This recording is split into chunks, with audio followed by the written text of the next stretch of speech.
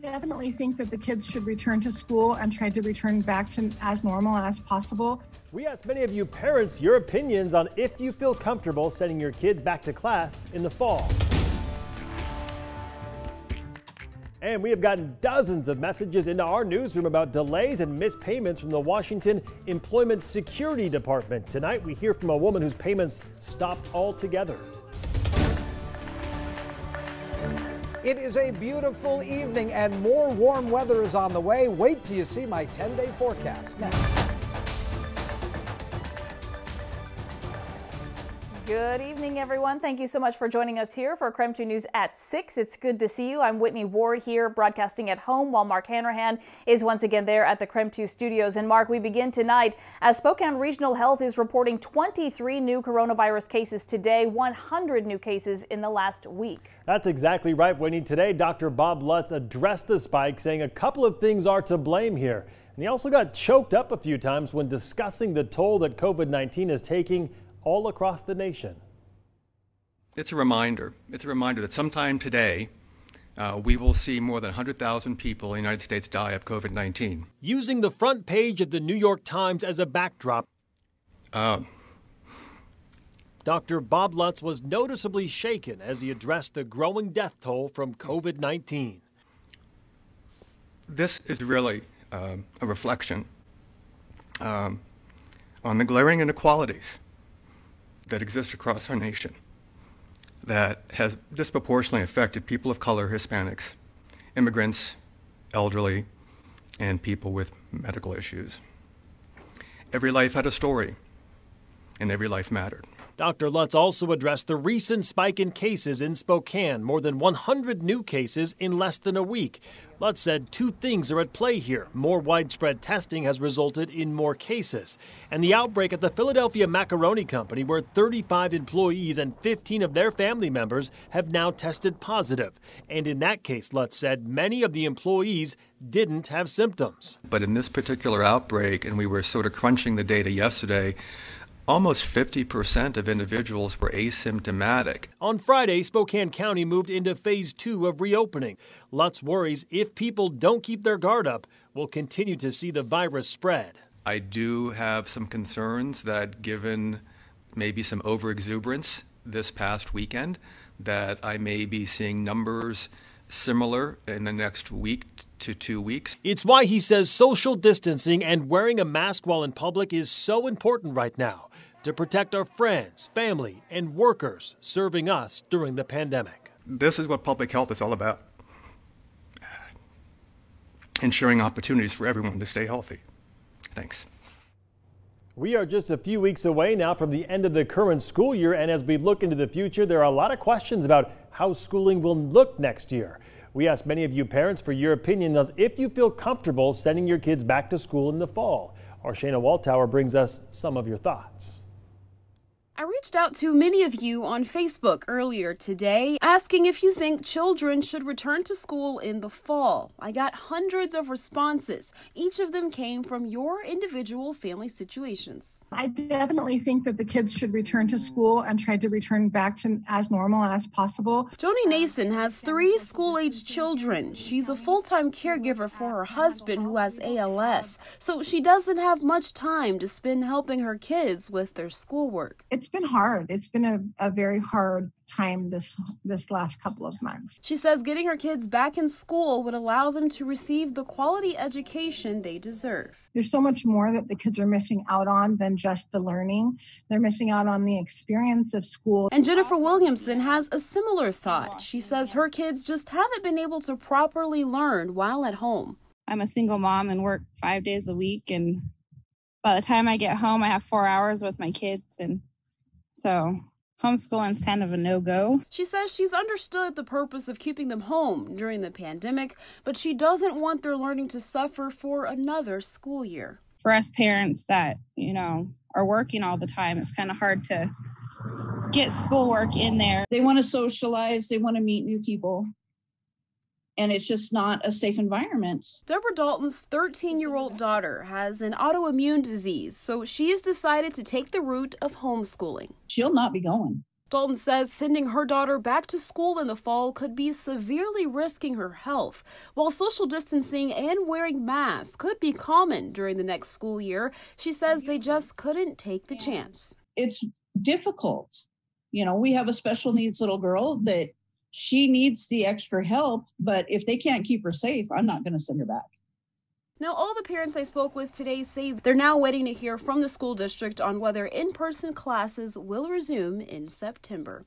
Shayna Waltower, KREM 2 News. We'll keep you posted on what is ultimately decided. Meantime, Whitney, KREM 2 still working to get answers for the thousands of people all across the inland Northwest who are still waiting for unemployment benefits.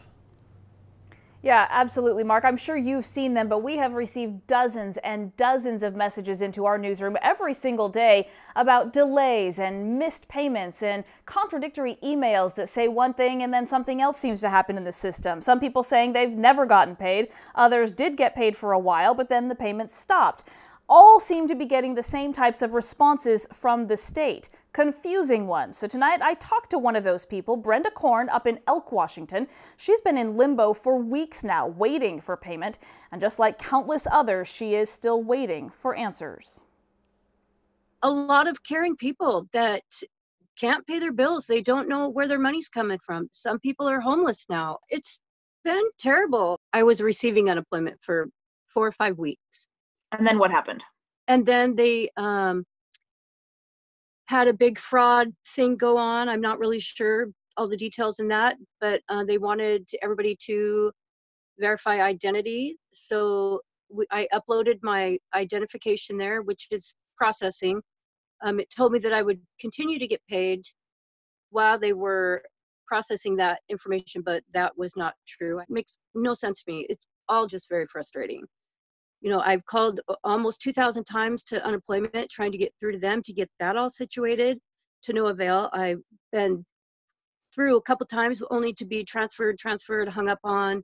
It's very, very frustrating. When you have gotten through to someone at the unemployment office, what do they tell you? What have you learned?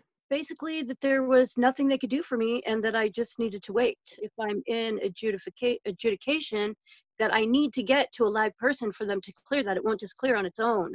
So it seems like I'm chasing my tail, and it almost feels intentional because it's not just me, it's so many of us chasing our tails, getting nowhere, and there's nobody talking about it. They say they're trying to fix it, but I've seen a handful of people say that, oh, finally they got their education cleared, everything's fine. But for the most part, we're all just in the same boat. None of us are getting any answers.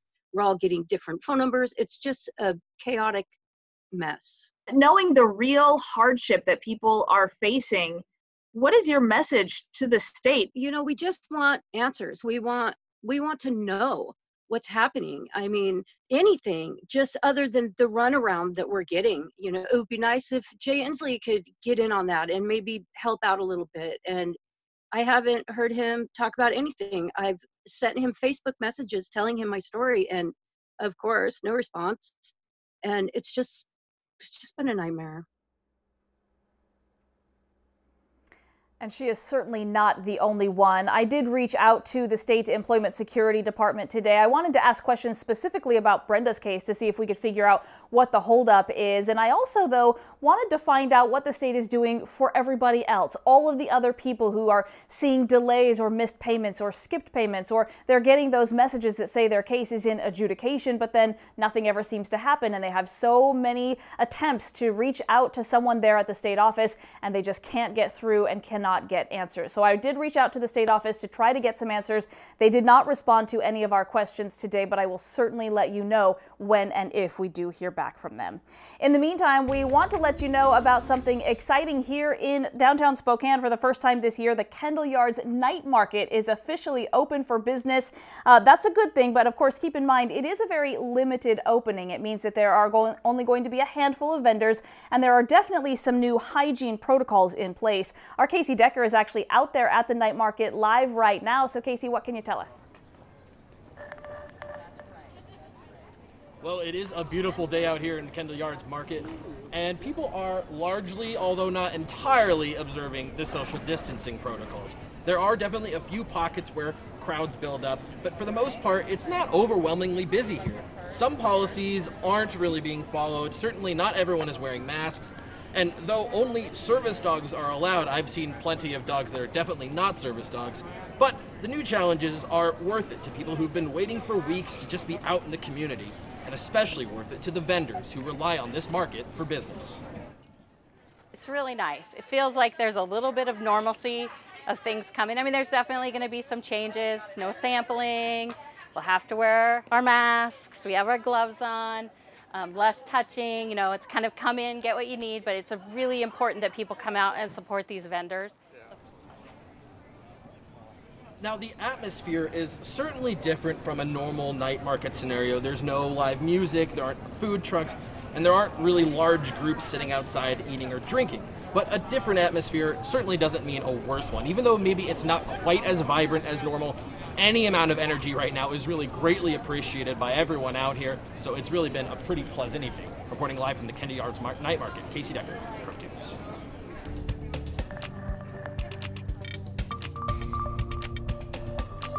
All right, Casey, thank you very much. And just one more way that we can all continue to shop local and support those area businesses, because we know they certainly need our support. But just a gorgeous night to be out and about, and it sounds like this is one of many, or at least several, that are still to come. Tom Sherry is joining us here in just a little bit, and there he is right now. Tom, it sounds like what, we're reaching toward the 90s, maybe even into the 90s? It is hot. Yeah, we're looking for very, very warm to hot weather arriving on Friday and Saturday. And man, oh man, what a great looking evening we have on our hands right now. 74 degrees. It's been fun to watch the boats going in and out of the marina there on Lake Coeur d'Alene. And I tell you, folks who have time off over the next several days are certainly going to get out and check out the area lakes. But keep in mind, the water is extremely cold. You see no cloud cover across the area. We'll look for an overnight low of 50 degrees under mostly clear skies. Sunshine tomorrow, temperatures well above average. Look for a high of 82. You say, what's average, Tom? 69. And then on Saturday, we look for a high of 90 degrees. But a cool front moves in Saturday night, so we're going to get a chance of thunderstorms Saturday night into Sunday. Cloudy skies Sunday with a chance of rain showers, and we'll drop our daytime high by 20 degrees down to 70. I'll check the rest of your 10-day forecast coming up in about 10 minutes. All right, looking forward to it, Tom. Thank you very much. There is a petition that was created by a Spokane County woman who is asking Governor Jay Inslee to let school districts decide for themselves if they can host some kind of safe graduation ceremony for students who are getting ready to graduate this fall, or this summer, I mean. So head to krem.com/vote right now, and please do let us know what you think. Do you think schools should be able to have an outdoor graduation ceremony if they think that it's safe? We'll hear what you have to say right after the break. But before we go, we want to give a big senior shout out to Megan Rubright. She is a senior at Freeman High School. She's also the valedictorian of her class. She'll be attending Eastern in the fall to major in speech pathology. Well done, Megan. We love giving our seniors a shout out and a little recognition because they deserve it. So keep those submissions coming. Text 2020 to 509-448-2000 and we'll send you the submission link. We'll be right back on KREM 2.